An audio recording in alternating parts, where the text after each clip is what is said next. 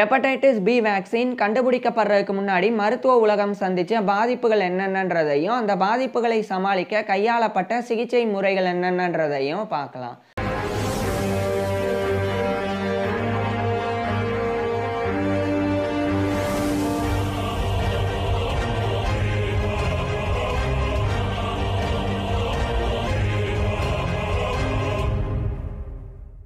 Hepatitis B vaccine கண்டுபிடிக்கப்படுறதுக்கு முன்னாடி hepatitis பின்ற தொற்று நோயை சமாளிக்க முடியாமல் மருத்துவ உலகம் திணறி வந்தது. அதுக்கு முக்கியமான காரணம் ஹெப்படைட்டிஸ் பி எப்படி ஏற்படுது, அதுக்குண்டான காரணம் என்னன்ற புரிதல் அந்த காலகட்டத்தில் இல்லாமல் இருந்தது. ஹெப்படைட்டிஸ் பி ஏற்பட்டால் குமட்டல், வாந்தி, வயிற்று வலி, டார்க்காக யூரின் போகிறது, ஸ்கின் எல்லோயிஸ் ஆகுறது, இது மாதிரியான அறிகுறிகள் தென்படும். ஆனால் சில மனிதர்களுக்கு இந்த எந்த அறிகுறிகளுமே தென்படாது. இதனாலேயே ஹெப்படைட்டிஸ் பியினுடைய பரவலை தடுக்க முடியாமல் அந்த காலகட்டத்தில் மருத்துவர்கள் ரொம்பவும் சிரமப்பட்டு வந்தாங்க. குறிப்பாக ஹெப்படைட்டிஸ் பி ஆனது பிளட் டிரான்ஸ்ஃபியூஷன்ஸ், கண்டாமினேட்டட் நீடில்ஸோடைய யூசேஜ், அதுக்கப்புறமா அன்ப்ரொடெக்டட் செக்ஸுவல் இன்டர்கோர்ஸ், இவைகளின் போதெல்லாம் பரவக்கூடியது. இது ரொம்பவும் ஆபத்தானது.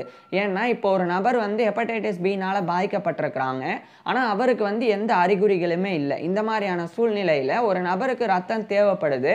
அப்போ அந்த ஹெப்படைட்டிஸ் பினால பாதிக்கப்பட்டவர் ரத்தம் கொடுக்கும்போது அந்த ரத்தத்தை எடுத்து ரத்தம் தேவைப்படக்கூடிய நபரினுடைய உடலில் செலுத்தினா அந்த ரத்தத்தை பெற்ற நபரும் ஹெப்படைட்டிஸ் பினால பாதிக்கப்படுவாங்க.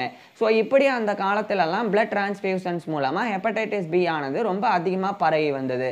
அதே மாதிரி தான் ஒரு ஹெப்படைட்டிஸ் பி உள்ள நபருக்கு சிரிஞ்ச் நீடில்ஸ்லாம் யூஸ் பண்ணி ஒரு இன்ஜெக்ஷன் போட்டுட்டு அதே கண்டாமினேட்டட் நீடில்ஸை பயன்படுத்தி வேறு ஒரு நபருக்கு அந்த இன்ஜெக்ஷன் போட்டால் அப்போ அந்த நபரும் ஹெப்படைட்டிஸ் பினால பாதிக்கப்பட்டாங்க. அதே மாதிரி தான் இப்போ ஒரு புதுசாக திருமணம் ஆயிருக்கு. அப்போ அவங்களில் ஹெப்படைட்டிஸ் பி அந்த கப்பலில் யாருக்கு இருக்குது அப்படின்னே தெரியல. அந்த மாதிரி தெரியாதப்போ அவங்க செக்ஸுவல் இன்டர்கோர்ஸில் ஈடுபடும் போது அவங்களுக்கும் ஒருத்தர்கிட்ட இன்னொருத்தர் இந்த செக்ஸுவல் இன்டர்கோர்ஸ் மூலமாக ஹெப்படைட்டிஸ் பி ஆனது பரவினது. ஸோ இப்படி இந்த ஹெப்படைட்டிஸ் பியினுடைய பரவல் இருந்தது. இது மட்டும் இல்லாமல் ஹெல்த் கேர் செட்டிங்ஸில் இந்த ஹெப்படைட்டிஸ் பியினுடைய பரவல் ரொம்ப அதிகமாக இருந்தது. குறிப்பாக பிளட் டிரான்ஸ்ஃபியூஷன்ஸ் பண்ணக்கூடிய இடங்கள், அதுக்கப்புறம் டயாலிசிஸ் நடக்கக்கூடிய இடங்கள், அங்கெல்லாம் ஒர்க் பண்ணக்கூடிய நிறைய இந்த நர்சஸ் மாதிரியான ஹெல்த் கேர் ஒர்க்கர்ஸுக்கெல்லாம் இந்த ஹெப்படைட்டிஸ் பியினுடைய பாதிப்பு ஏற்பட்டது. ஹெப்படைட்டிஸ் பி பாதிப்பானது வெறும் அறிகுறிகளோட நின்றாது. ஹெப்படைட்டிஸ் பி ரொம்ப அதிகமான சிக்கல்களை ஏற்படுத்தும். ரொம்ப தீவிரமான காம்ப்ளிகேஷன்ஸை ஏற்படுத்தும்.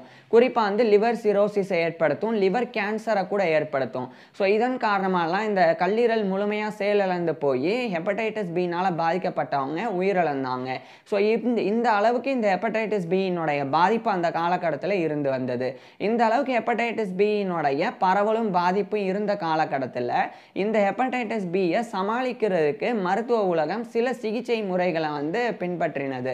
அது என்னென்ன அப்படின்றத பார்க்கலாம். ஃபர்ஸ்ட் இந்த ஹெப்படைட்டிஸ் பியை தடுக்கணும் அப்படின்றதுக்காக பிளட் டிரான்ஸ்ஃபியூஷன்ஸை சேஃபர் ஆக்கணும் அப்படின்னு சொல்லி சில முயற்சிகளை மேற்கொண்டாங்க. குறிப்பாக ரொம்ப ஆரோக்கியமாக இருக்கக்கூடிய நபர்களினுடைய பிளட்டை மட்டும் எடுத்து மற்றவங்களுக்கு செலுத்தணும். அந்த மாதிரியான முறைகளை பின்பற்றினாங்க. ஆனால் இது அந்த அளவுக்கு கை கொடுக்கல. ஏன்னா ரொம்ப ஆரோக்கியமாக இருக்கிற நபர்களுக்கு தான் ஹெப்படைட்டிஸ் பியினுடைய அறிகுறிகளே இருக்காது, அவங்களுக்கு ஹெப்படைட்டிஸ் பி இருந்தாலும். ஸோ அப்படியான சூழல்களில் இந்த பிளட் டிரான்ஸ்ஃபியூஷன்ஸ் என்னதான் சேஃபாக இருந்தாலும் அதுக்குண்டான சரியான ஸ்க்ரீனிங் டெஸ்ட் இல்லாதனால தொடர்ச்சியாக ஹெப்படைட்டிஸ் பியினுடைய பாதிப்பு உள்ள நபர்களினுடைய பிளட்டை கூட எடுத்து மற்ற நபர்களுக்கு செலுத்தக்கூடிய வாய்ப்பு அதிகம் இருந்தது. அதுக்கப்புறம் இந்த கண்டாமினேட்டட் நீடில்ஸ் அதை பயன்படுத்துறதை தவிர்க்கிறது. அதாவது ஒரு நபருக்கு ஒரு நீடில் பயன்படுத்துகிறாங்கன்னா அடுத்து அந்த நீடிலை அப்படியே எரிஞ்சிட்டு இன்னொரு நீடில் பயன்படுத்துறது. ஸோ இது ஓரளவுக்கு நல்லாவே கை கொடுத்தது ஹெப்படைட்டிஸ் பியினுடைய பரவலை தடுக்கிறதுக்கு. அதுக்கப்புறமா இந்த செக்ஸுவல் இன்டர்கோர்ஸின் போது காண்டம் மாதிரியானவைகளை யூஸ் பண்ணணும் அப்படின்னு பரிந்துரை பண்ணாங்க. இது ஒரு மேரேஜ் ஆகி குழந்தைகள் உள்ள கப்பலுக்கு வேணால் சாத்தியமானதே ஒழிய நியூலி மேரேஜ் கப்பல் ஏற்கனவே குழந்தை இல்லை, ஸோ குழந்தை பெற்றுக்கணும் அப்படின்னு நினைக்கும் போது காண்டம் யூஸ் பண்ணால் எப்படி குழந்தை பெற்றுக்கிறது? ஸோ அதனால இந்த ஒரு அன்ப்ரொடெக்டட் செக்ஸுவல் இன்டர்கோர்ஸை ப்ரொடெக்டடாக மாற்றுறதுக்குண்டான வழிமுறைகளும் அந்த காலகட்டத்தில் பெருசாக கை கொடுக்கல. அதுக்கப்புறமா ஹெப்படைட்டிஸ் பினால் பாதிக்கப்பட்டவங்களுக்கு சப்போர்ட்டிவ் கேர் ஆனது வழங்கப்பட்டது.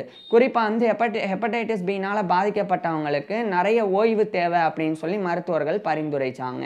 அதே மாதிரி அவங்க எந்நேரமும் வந்து நல்லா ஹைட்ரேட்டாக இருக்கணும் அப்படின்னு நிறைய திரவம் சார்ந்த உணவுகளை பரிந்துரை பண்ணாங்க. அது மட்டும் இல்லாமல் ஆரோக்கியமான உணவுகளை எடுத்துக்கணும் அப்படின்றதையும் மருத்துவர்கள் வந்து பரிந்துரைச்சாங்க. அதுக்கப்புறமா ஹெப்படைட்டிஸ் பினால் பாதிக்கப்பட்டவங்க ஆல்கஹால் மாதிரியான எந்த விஷயங்களையும் எடுத்துக்கக்கூடாது. குறிப்பாக லிவரை வந்து டேமேஜ் பண்ணக்கூடிய எந்த விதமான ஒரு அன்ஹெல்த்தியான விஷயங்களையும் வந்து உள்ளே எடுத்துக்கக்கூடாது. ஸோ அந்த மாதிரியான முறைகள் வந்து பின்பற்றப்பட்டது.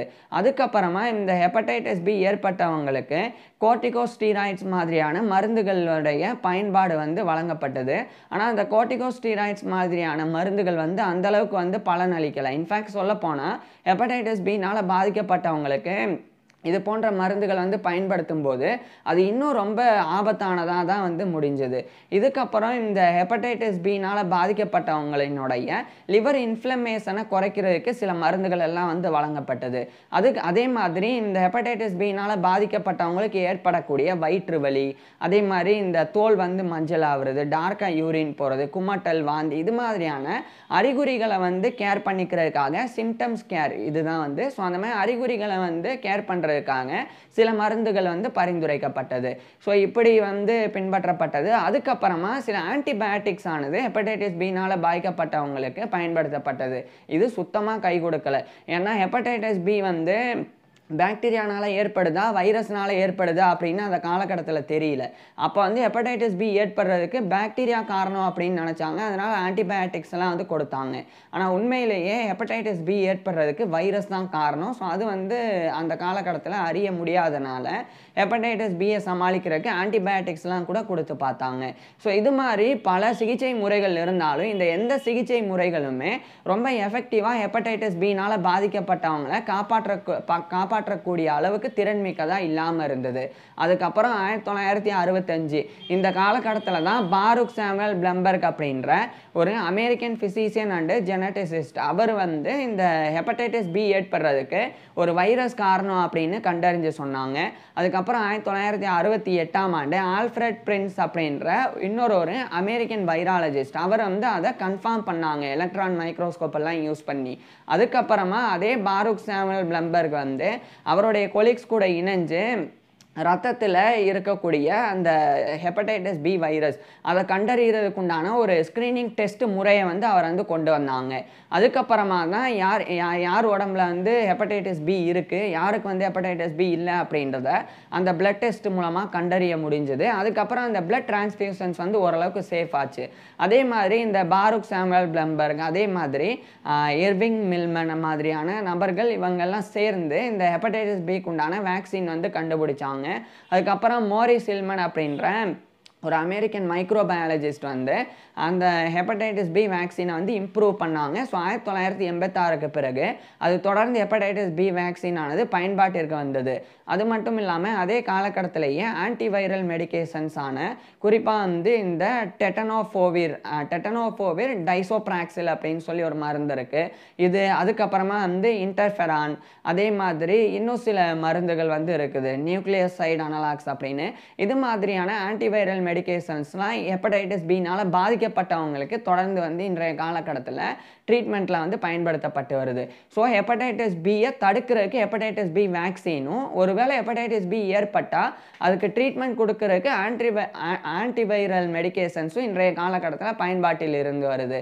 ஸோ இதெல்லாம் வந்து பயன்பாட்டில் இருந்து வந்தால் கூட ஒரு ஃபேக்ட் என்னென்னா 2019 29 கோடியே 60 லட்சம் பேர் வந்து ஹெப்படைட்டிஸ் பினால் பாதிக்கப்பட்டாங்க.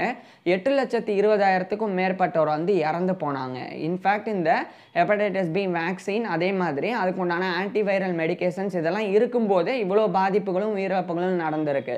அப்போ இதெல்லாம் இல்லாத காலகட்டத்தில் இன்னும் எவ்வளோ பாதிப்புகள் நடந்திருக்கும் அப்படின்றத சிந்திச்சு பாருங்கள். அதை யோசிக்கும் போதே ரொம்ப வந்து கொடூரமான ஒரு விஷயமா இருக்கும். ஸோ ஹெப்படைட்டிஸ் பி வேக்சின் இது கண்டுபிடிக்கப்படுறதுக்கு முன்னாடி மருத்துவ உலகம் சந்தித்த பாதிப்புகளும் அந்த பாதிப்புகளை சமாளிக்க கையாளப்பட்ட சிகிச்சை முறைகள் இது எல்லாத்தையும் வந்து நான் சொல்லிட்டேன். இப்போ வந்து இந்த ஹெப்படைட்டிஸ் பி வேக்சின் இது எப்படி கண்டுபிடிக்கப்பட்டது அப்படின்ற ஃபுல் டீட்டெயிலாக நான் ஏற்கனவே பேசியிருக்கேன். அதை பார்க்குறதுக்கு கீழே டிஸ்கிரிப்ஷனில் லிங்க் கொடுக்குறேன், கட்டாயமாக பாருங்கள். தேங்க்யூ.